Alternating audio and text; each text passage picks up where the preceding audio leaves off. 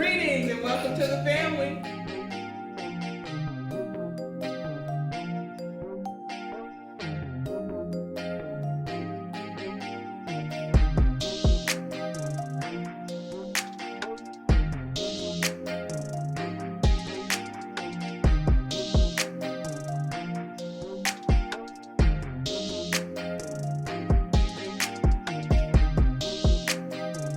Greetings and welcome to the family. This is Three Docs and a Mic, and I am Dr. Riaja. I am Dr. Kamoya. Hi, and I'm Dr. Sophronia. Today we will be talking about motivation. So there's a consensus that there's basically two different types of motivation. There is intrinsic motivation and extrinsic motivation. So intrinsic motivation is when we're motivated from things internally. And then extrinsic motivation is external things motivate us. So my first question is to you, Dr. Kamoya. What motivates you? Thank you for the question. When I think about my extrinsic motivation, I think about all of the people that I surround myself with, the people who will challenge me in a good way. They don't necessarily have to agree with me. They actually question what I do. And so that helps me self-reflect. And so when I think about my intrinsic motivation, I think about my purpose and why I do what I do. Why do I feel like I'm in service of people? I show up in service of people, and that helps me really embed my purpose, just being walking this earth. And so intrinsically, I will always try to do my best. I will always try to model for others. I will always try to, I believe that teaching and learning is a reciprocal process. So I always try to find folks who are modeling for me. It doesn't matter the age, doesn't matter, any of those things that we tend to think about when we think about differences or separation. I always look at people as people in every relationship. I know that I walk away with something, whether they're 2 or 22 or, 102, if I'm blessed to see or meet somebody who is that age. And so there's always teaching and learning happening, and I'm always looking for people who can empower me and fuel my intrinsic motivation, which can also be seen as them fueling my intrinsic motivation from the extrinsic motivation. That's pretty powerful motivation you got going there. Dr. Sophronia, what motivates you? What motivates me extrinsically, it's the community in which I work in. So it can be an academic setting or it can be a public community service. So when you have people that you want to move forward and you see that growth and development in those people, that encourages me or motivates me to work harder to help develop that person. Then I think about intrinsic motivation, it's what is my purpose? So similar to what Dr. Kamoy was saying, is like going back to what is your core reason? What is your being? Why are you here? Why are we in service of people? And we try to make sure that we're modeling the behavior that we want to see in others, not only to see it in others, but to help them grow and go forward. My goal is to not only make the next generation better, but it's to make it much better, that they're leaps and bounds ahead of me. So whatever I can do or model right now in order to get them to the next 20 steps in their life, then I want to do that. And that motivates me to always put forth my best first, so that they're always seeing who I am, why I'm doing what I'm doing, understanding that purpose. And then they can say, okay, now I can put my own personal modification on whatever I'm doing, or my own personal spin on that type of personality, and then move that forward for the next generation to therefore model after them as well. Thank you for that. So I'm hearing from both of you that it's basically like wanting to leave an imprint. And I 100% can resonate with that. I believe that I'm here for a purpose, and I do not want to waste this time that I've been given. When I enter a situation, I hope to leave it better than how I found it. And so I'm motivated by externally by that. Well, also, I feel internally that motivates me as well, because I want to do better, be better, and always being grateful for what I've given. And the way I show my gratitude is by outwardly performing, participating, engaging, interacting with others in a way that motivates them to do and be what they desire to do and be. So my next question is in regards to, because I mentioned earlier on that there are two different types of motivation, intrinsic and extrinsic. So my question to you, I'll start with you, Dr. Sophronia, is when did you learn the difference between the two different types of motivation? And if you have an example, feel free to share. If not, that's okay as well. Thank you so much for asking that. When did I learn the difference between internal and extrinsic motivation? I mentioned earlier in the episodes when we were introducing ourselves that I was the fifth child and the first girl. So I have four older brothers. And my motivation at that point was just to be better than them. And it was no competition on their end because of course they had no idea that I was just trying to be, or just to be included really, but then to also master that as well. So I think that was an external display of an internal motivation, where I was motivating myself because it wasn't from any external being to say, okay, no, you have to do this or you know to do this. It was me intrinsically saying, there are four boys and I can do anything a boy can do. So I just started doing it, right? So that was internal for me. So I think I learned the internal motivation a lot sooner because I wanted to be, and I wanted to know what they knew because they all were very mechanically inclined. They were mathematicians, they were music artists. They were all these things that I was like, that's cool. I want to do that too. So I was like, okay. And I tried different things. Some things I did well and some things I didn't. But I understood that, okay, that was my motivation internally. When I got probably to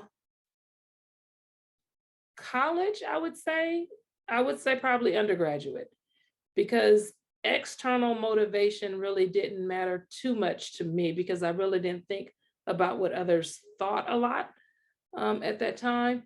But then when I was more in college, and now I've had accolades for doing what I already wanted to do.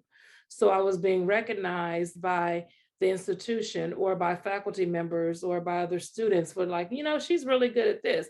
Oh, she's great at this. You should always ask her to do this. So that was my external motivation because then I wanted to be asked to speak in front of people, or I wanted to be asked to present, or I wanted to be asked to hold a study group. So that was my external motivation. How do I balance that now? Is that now I have to understand that my time is my time. So I still want to do those things for other people when asked, but I also have to realize that I need time to rejuvenate and to replenish who I am so that I can show up to the next time, to the next event as being a whole person and being able to give and pour out of who I am. Thank you, Dr. Sophronia. Dr. Kamoya, I'm going to throw the same question out to you. When did you learn the difference between intrinsic and extrinsic motivation? And if you have an example that you would like to share, feel free. If not, that's okay. Thank you. I think if I'm thinking about experience growing up, I am an introvert that has pushed myself to be an extrovert because I love doing what I'm doing. And so growing up, I knew that I could do it. It actually made me shrink back when people would give me the accolades. And so, but it didn't stop me from trying. And so I was the type of person where if I had tests, fill in the bubble at a certain time, if I was timed, I loved doing those sort of things. It didn't matter what other people were doing, how other people were motivating me. It was like, I wanted to do it because it was something that I loved. And because I loved it, I knew that, and I had success also, right? So my self-efficacy was also high because I actually did have success in some of these areas, not all of the areas. And I'm not saying that I was always successful, but there was success in there, getting everything right, being the first to complete something, all of those things. And so growing up, I was actually the person who did not want people acknowledging that I was high achieving. And so I would mask it a lot because I didn't want to be put on display and I didn't want to be seen. So it was like that parallel process. And I was very fortunate to have teachers that could balance that could see me and still not put me on display in front of everybody, because they knew that would actually have an adverse effect for me. And so when I got to college, I learned the difference between the definitions of the two. And in reflecting back on my childhood, the experience, I would say, was a reciprocal simultaneous process where I knew that there were people externally motivating me, and my voice on the inside was telling me that I could do it, or just try to do it. If you're not successful, well, you can do better next time. And so I think it happened simultaneously. I can't pinpoint a time where I can say, oh yeah, this was external and this was internal. So for me, when I got to college and learned the difference, it actually made me study the concepts even deeper and look at the people I was in service of, serving in service of young people, their families, staff at school sites, everybody that I work with, my peers, and really looking at just behaviors and my behavior and how we all show up in the community, in the ecosystem, and really then discerning, okay, does this person need more intrinsic motivation or extrinsic motivation?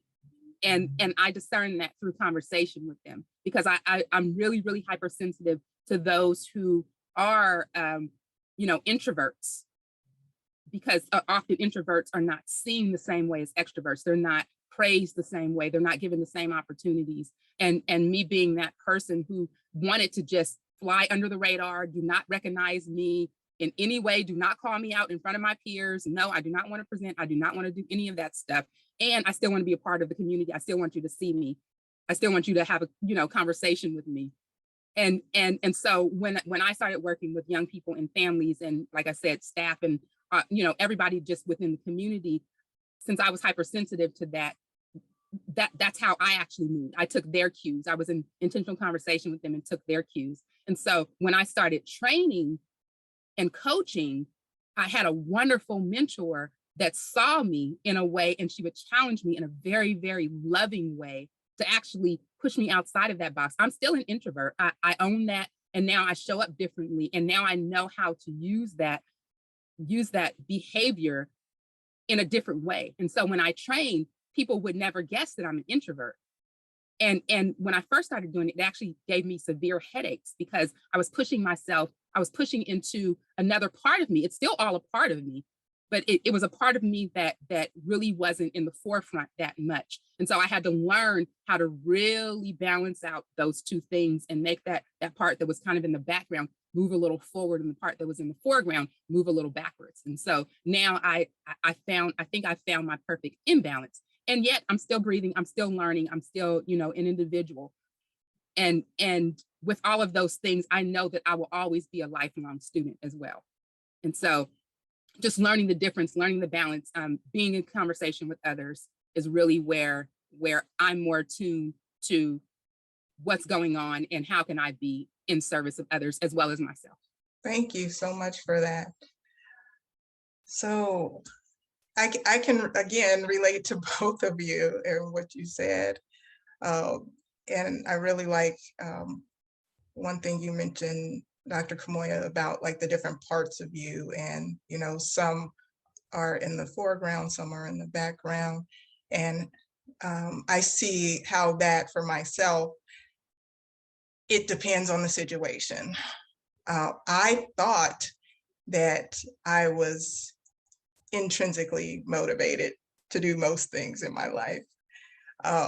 And there was a situation that happened that told me that no, I'm extrinsically motivated as well in certain things. So I was a very athletic person, from childhood on up. And I really thought it was because, I loved it, I enjoyed it. It just inspired me to do well, to be my best. And in my mid-20s, early 30s, I ran marathons, half marathons. And I thought that it was, I just want to be healthy. I love running. This is, my identity at this point. And then I did not sign up for a race. And all of a sudden, I went from running 5 days a week to running 0 days a week. And that just showed me that the only reason I was doing it is because I was competing. And there was something out there, some external reward out there. But when it was just running for my health, to be in good health, to stay active, there was no intrinsic value for me. And that was like a huge eye opener, because I thought that, I'm this athletic person and I love to run and blah, blah, blah. But once there was nothing for me to compete in, that went away. And it was years before I started running again.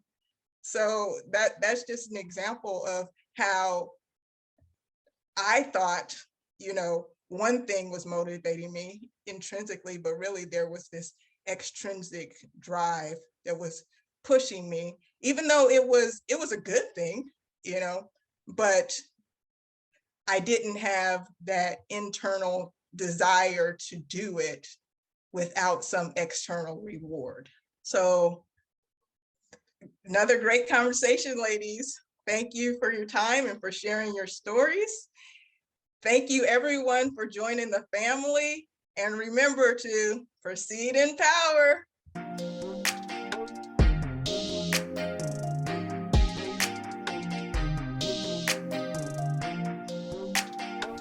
Thank you for being with us. We're sending you love, light, and positive energy. And remember to proceed